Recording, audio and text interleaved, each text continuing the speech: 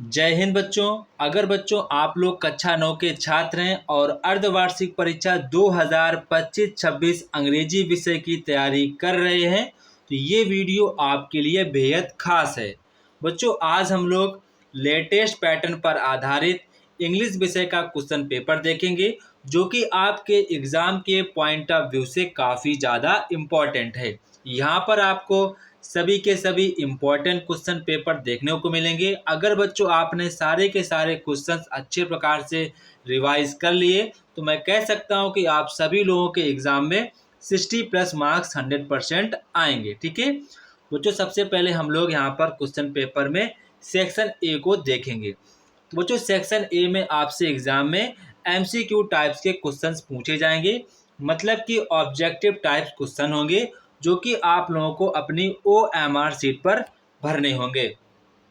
बच्चों आप लोगों को एक बात हमेशा याद रखनी है, अपनी OMR सीट को साफ सुथरा बनाए रखें, क्योंकि OMR सीट जो होती है आपकी मशीन के थ्रू आपके आंसर इसमें चेक होते हैं। ठीक है, तो आपको अभी से अपनी हैबिट बनानी है, क्योंकि आप अभी क्लास 10th में जाएंगे, आप अपना बोर्ड देंगे। तो अगर आपने अभी से अपनी अच्छी हैबिट बना ली तो यकीन आपका स्कोर क्लास 10th में 100% आपका स्कोर इंक्रीज होगा। तो बच्चों सबसे पहले आपको यहाँ पर एक दिया गया है पैसेज, और उसी पैसेज के बेस पर आपसे यहाँ पर क्वेश्चन पूछे जाएंगे। तो आप सभी लोग पहले एक बार आप लोग वीडियो को पॉज करेंगे और ईमानदारी के साथ सभी बच्चे पैसेज को रीड करेंगे।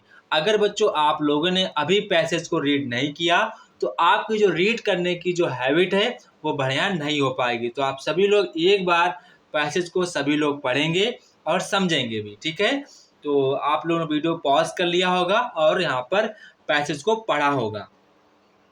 तो बच्चों यहाँ पर आप देखेंगे सबसे पहले आपसे यहाँ पर क्वेश्चन पूछा गया है द टेक्नो बैटल। ठीक है, the techno battle raging today is between. ठीक है, the techno battle is raging today between. तो आपने जब पैसेज पढ़ा होगा तो इसका जो हमारा राइट आंसर हो जाएगा लाइट एंड बल्कि गैजेट्स। क्या हो जाएगा?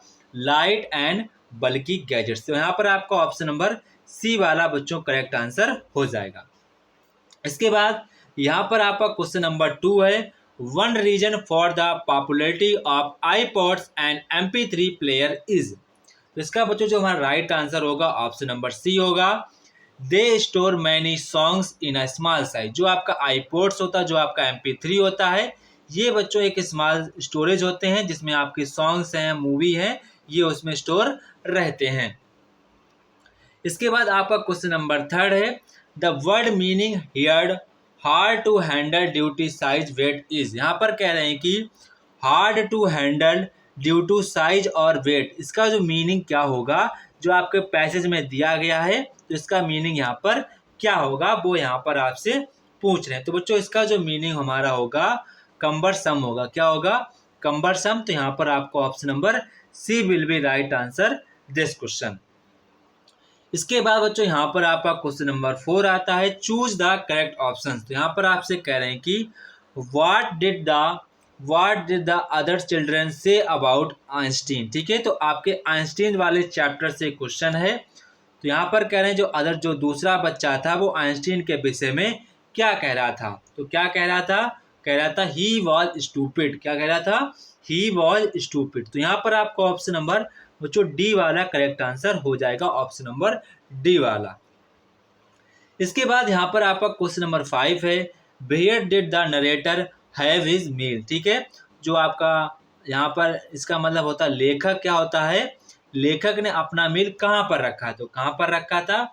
उसने रखा था अपनी जो अंकल के हाउस में रखा था। कहाँ पर रखा था? उसका जो अंकल का घर था वहीं पर रख दिया था। इसका हमारा आंसर क्या हो जाएगा? ऑप्शन नंबर सी वाला बच्चों यहाँ पर हमारा इसका करेक्ट आंसर हो जाएगा। इसके बाद बच्चों यहाँ पर आपका क्वेश्चन नंबर 6 है in the poem the speaker ask the wine not to the papers. ठीक है, नॉट टू द पेपर्स। तो यहाँ पर आपका जो राइट आंसर हो जाएगा स्कैटर। क्या हो जाएगा? स्कैटर। ठीक है, स्कैटर। यहाँ पर आपका ऑप्शन नंबर सी वाला करेक्ट आंसर हो जाएगा स्कैटर। ठीक है, स्कैटर। इसके बाद आपका यहाँ पर क्वेश्चन नंबर 7 है the man lifted the child up twice. क्या हो जाएगा? अप ट्वाइस, मतलब कि जो बच्चा था धीरे धीरे ऊपर की ओर बढ़ रहा था। तो यहाँ पर आपका ऑप्शन नंबर डी वाला करेक्ट आंसर हो जाएगा। इसके बाद बच्चों यहाँ पर आपका क्वेश्चन नंबर 8 है, द चाइल्ड बेगन टू गैदर। तो बच्चा था वो एक साथ क्या मतलब कि कार्य करने लगा था, क्या एक साथ इकट्ठा करने लगा था। जो यहाँ पर फ्लावर्स यहाँ पर गिरे हुए थे उनको बच्चा एक साथ इकट्ठा करने लगा था। तो यहाँ पर फॉलिंग फ्लावर्स हो जाएगा।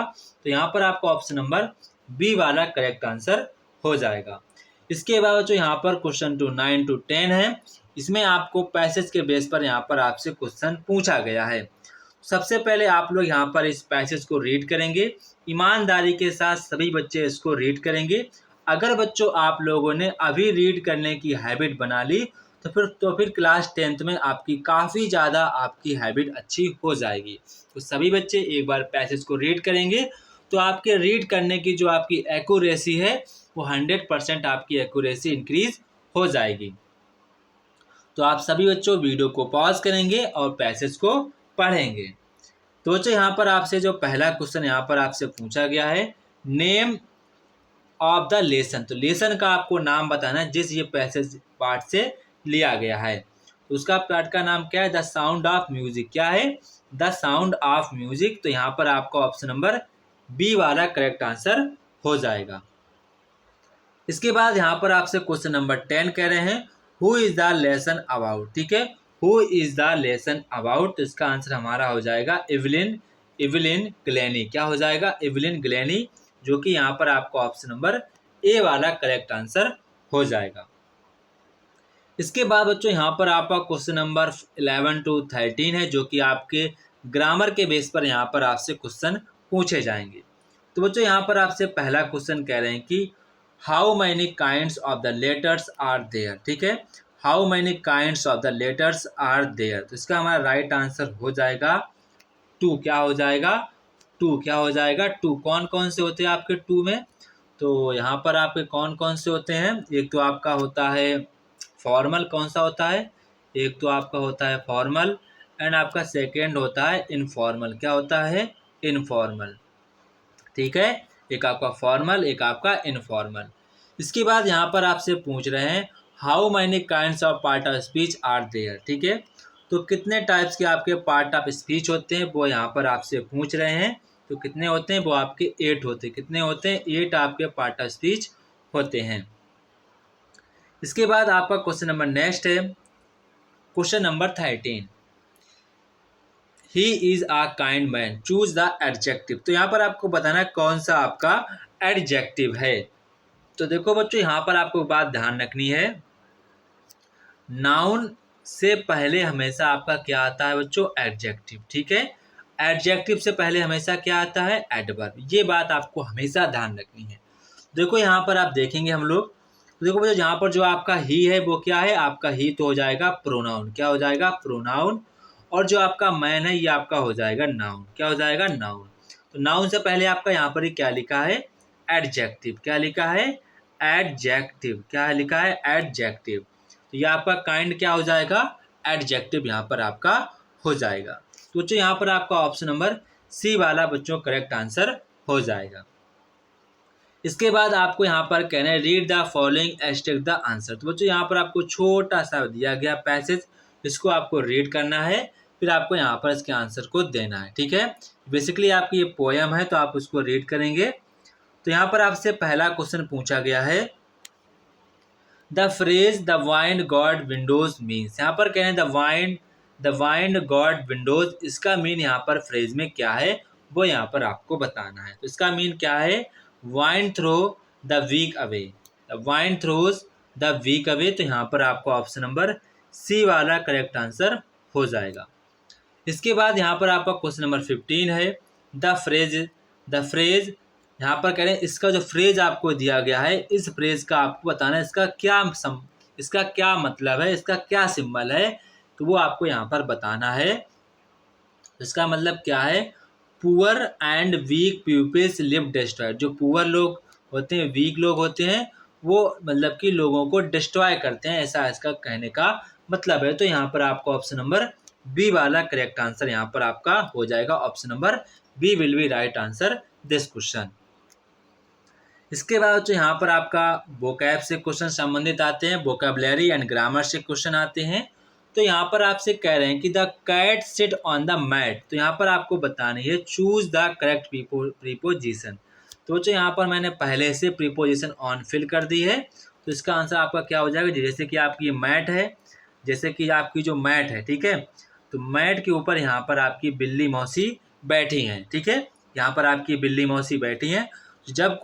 जब कोई चीज़ किसी के ऊपर होती है और आपके सरफेस को टच कर रही होती है तो वहाँ पर आपका प्रीपोजिशन ऑन का प्रयोग होता है।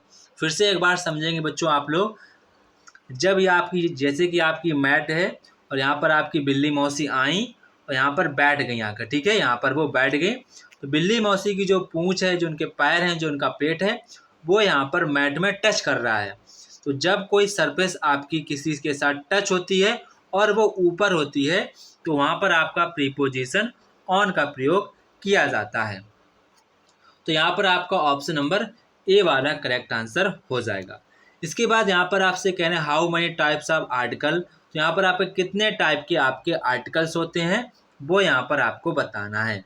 तो आपके कितने टाइप के आर्टिकल होते हैं, तो आपको सभी लोगों को पता होगा बेसिक, आपका एक ए होता है, एक आपका एन होता है, एक आपका दा होता है। ए एन आपके कैसे होते हैं, ये आपका इंडेफिनिट आर्टिकल होते हैं और दा आपका डेफिनिट आर्टिकल होता है। तो यहाँ पर आपका option number A will be right answer this question. इसके बाद बच्चों यहाँ पर आपका क्वेश्चन नंबर 18 है। यहाँ पर आपसे कह रहे हैं माई फादर ऑलवेज, ठीक है, my father always newspaper in the morning. तो यहाँ पर आपको मतलब कि वर्ब भरनी है, क्या वर्ब भरेंगे। तो बच्चों आप एक बात हमेशा ध्यान रखेंगे, ऑलवेज का प्रयोग हमेशा प्रेजेंट टेंस में होता है। कहाँ पर होता है, प्रेजेंट टेंस में होता है, क्योंकि ये आपका हैबिट को शो कर रहा है। क्या शो कर रहा है, हैबिट को शो कर रहा है। जो हैबिट होती है हमेशा आपके प्रेजेंट टेंस में ही चलती हैं, ठीक है। तो यहाँ पर आप देखेंगे तो पढ़ना की अंग्रेजी क्या है, देखो सारी की सारी पापा लोग हैं तो अखबार को पढ़ते हैं। तो यहाँ पर आपको समझ में आ गया होगा, रीड की यहाँ पर वर्ब फिल की जाएगी। तो यहाँ पर देखो माई फादर हमारे सिंगुलर हैं, कैसे हैं, सिंगुलर हैं, और यहाँ पर मेरे पिताजी सुबह सुबह में अखबार पढ़ते हैं। तो लास्ट में क्या आया है, ते हैं। तो ता है, ती है, ते किस टेंस में आता है बच्चों, ये आता है प्रेजेंट इंडेफिनिट टेंस में। और जो हमारा टेंस है ये हमारा अफर्मेटिव है, तो वर्ब में यस या यस लग जाएगा, क्योंकि आपका सब्जेक्ट कैसा है, आपका सब्जेक्ट सिंगुलर सब्जेक्ट है। तो यहाँ पर आपका क्या हो जाएगा, आपका रीड्स हो जाएगा। क्या हो जाएगा, रीड्स यहाँ पर आपका हो जाएगा, ठीक है। तो यहाँ पर आपका ऑप्शन नंबर बी वाला करेक्ट आंसर हो जाएगा। इसके बाद बच्चों यहाँ पर आपका क्वेश्चन नंबर 19 आता है, पिक द प्रोनाउन। आपको प्रोनाउन को पिक करना है, ठीक है, आपको प्रोनाउन बताना है कौन सी चीज़ आपकी प्रोनाउन है। तो बेसिकली सभी को पता होगा प्रोनाउन कौन सा होगा, आप यहाँ पर का हु हो जाएगा। क्या हो जाएगा, हु आपका प्रोनाउन हो जाएगा। आपका कौन सा प्रोनाउन हो जाएगा, इंटेरोगेटिव प्रोनाउन हो जाएगा। कौन सा हो जाएगा, इंटेरोगेटिव प्रोनाउन आपका हो जाएगा। इसके बाद माई शूज़ वेरी कॉस्टली, जो आपके जूते हैं काफ़ी ज़्यादा महंगे हैं।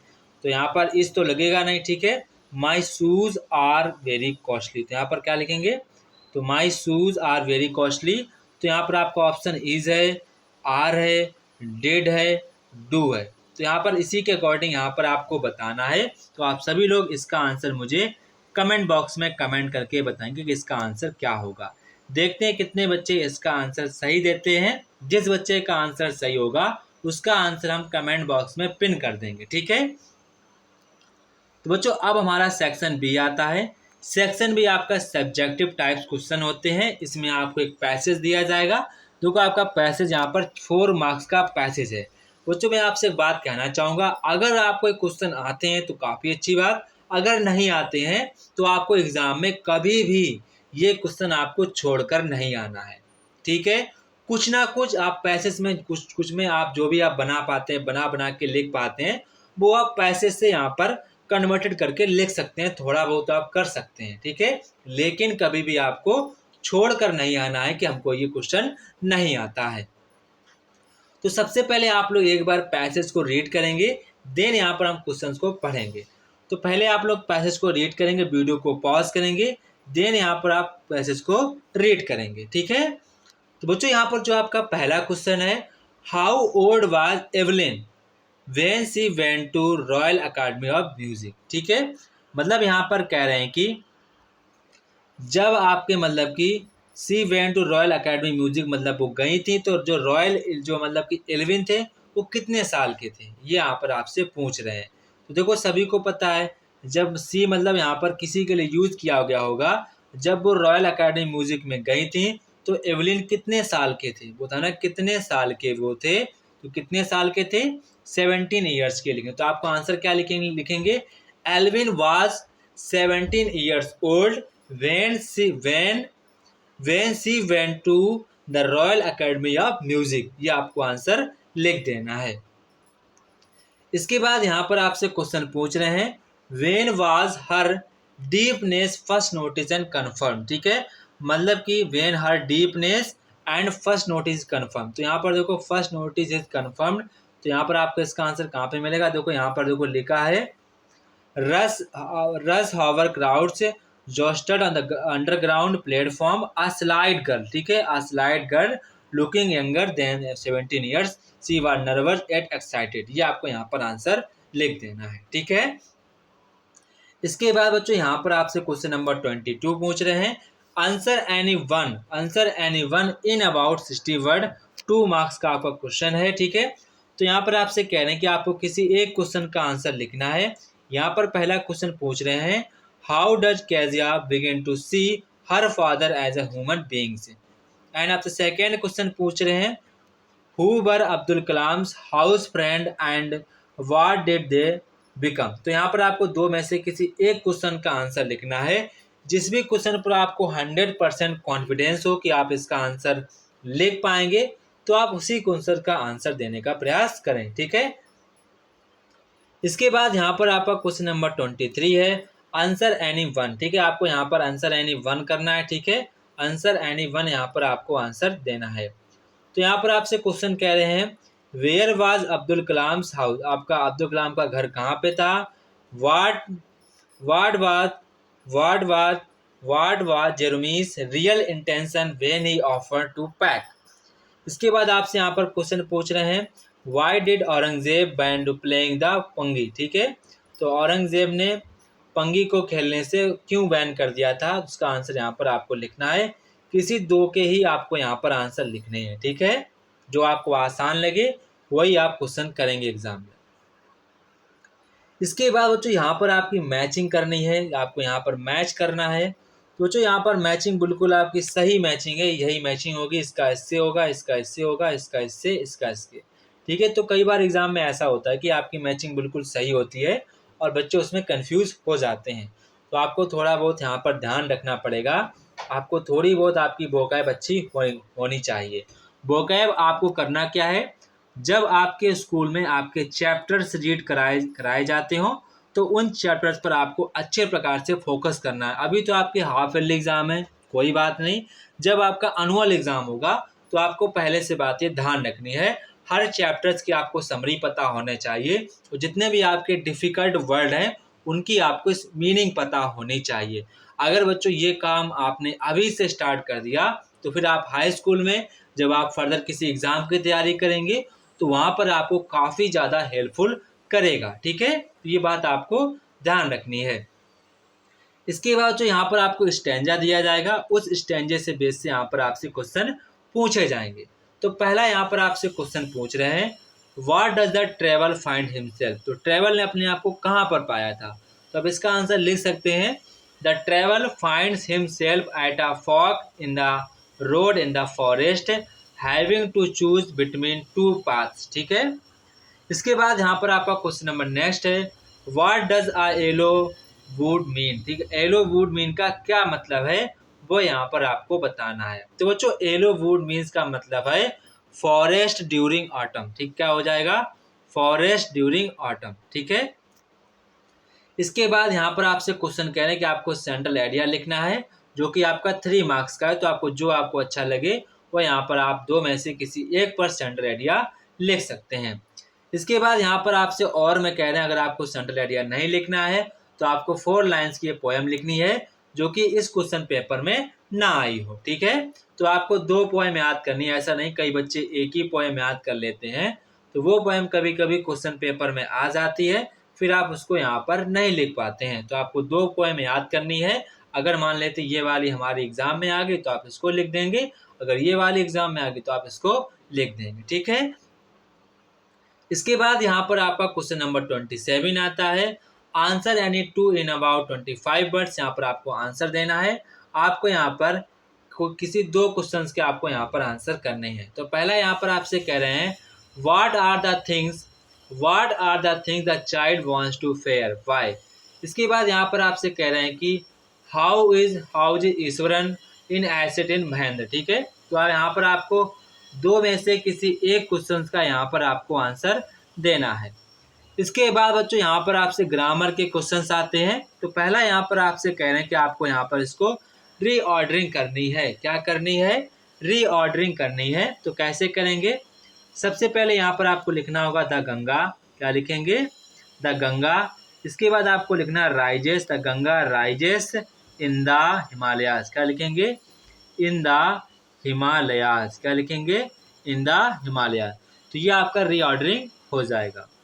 इसके बाद बच्चों यहाँ पर आपको इसको निगेटिव में कन्वर्ट करना है। देखो निगेटिव में कन्वर्ट करेंगे तो ये आपका पास्ट इंडेफिनिट टेंस का, किस टेंस का है? पास्ट इंडेफिनिट टेंस का है।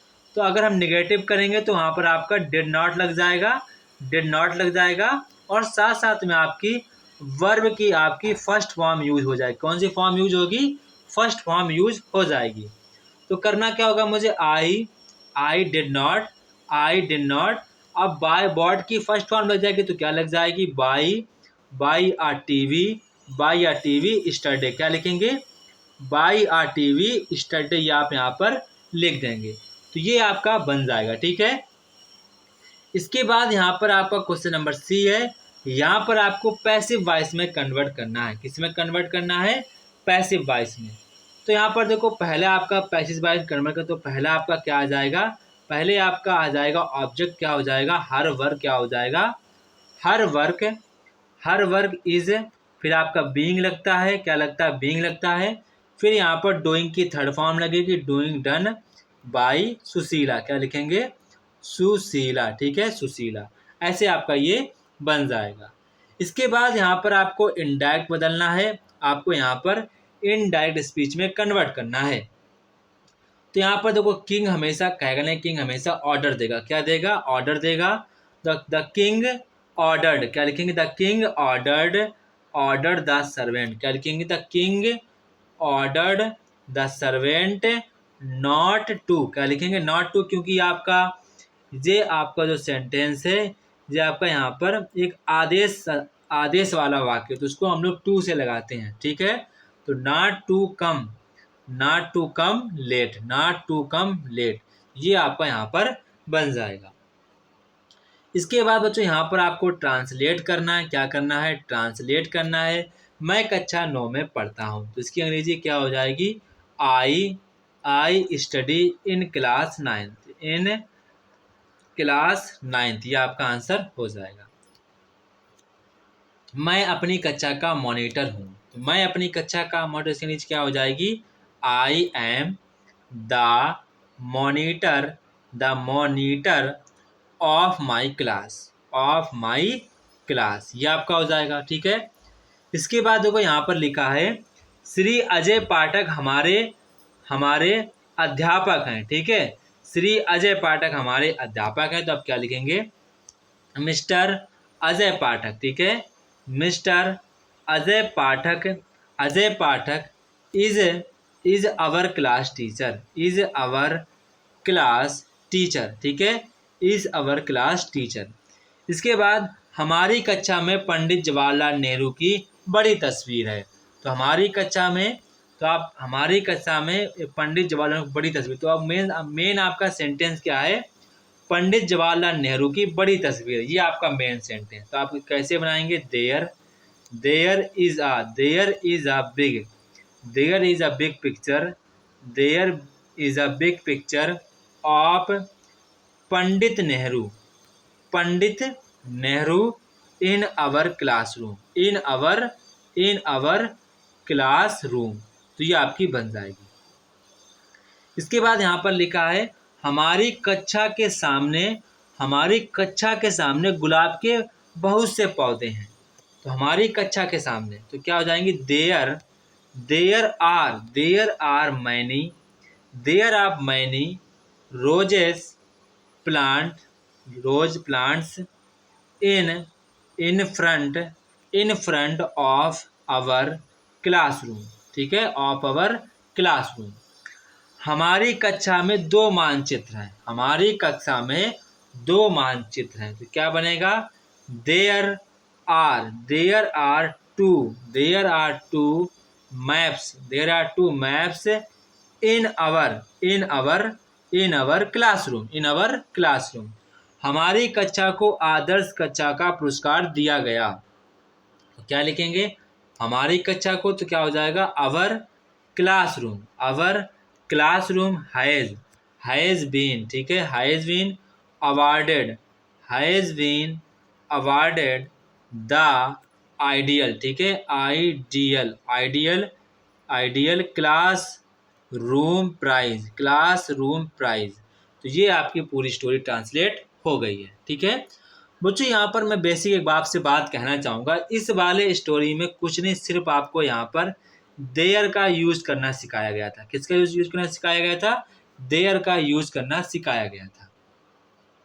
इसके बाद बच्चों यहाँ पर आपको आंसर एनी वन यहाँ पर आपको करना है। किसी आंसर एनी वन जो आपको यहाँ पर इजी लगे वो यहाँ पर आपको करना है। Write an application to your principal requesting आपको यहाँ पर स्कूल से अपना सर्टिफिकेट बनवाना है कि आप कैसे हैं, आपका नेचर कैसा, आपका बिहेव कैसा है आपका स्कूल में, वैसे आपको यहाँ पर बनाना है। Write a letter to your friend inviting him her birthday party. ठीक है, इसके बाद नेक्स्ट पर यहाँ पर ये बच्चों आपका क्वेश्चन पेपर कंप्लीट हो गया है। अगर बच्चों यहाँ पर आप लोग हमारे चैनल पर नए हैं तो चैनल को सभी लोग सब्सक्राइब करें और लाइक करना बिल्कुल ना भूलें। और टेलीग्राम की लिंक आपको डिस्क्रिप्शन बॉक्स में मिल जाएगी, वहाँ पर आप सभी लोग इस क्वेश्चन पेपर को डाउनलोड कर सकते हैं। ठीक है, आपको टेलीग्राम की जो लिंक है बच्चों डिस्क्रिप्शन बॉक्स में आपको मिल जाएगी, वहाँ से आपको टेलीग्राम ज्वाइन कर लेना है। वहाँ पर आपको ये क्वेश्चन पेपर की PDF आपको मिल जाएगी। तो जय हिंद बच्चों, अगर आपको वीडियो अच्छा लगा हो तो वीडियो को लाइक करें, सब्सक्राइब करें, शेयर करें और कमेंट करना कतई ना भूलें कि आपको क्वेश्चन पेपर कैसा लगा है। तो जय हिंद बच्चों, फिर मिलते हैं अपने नेक्स्ट वीडियो में।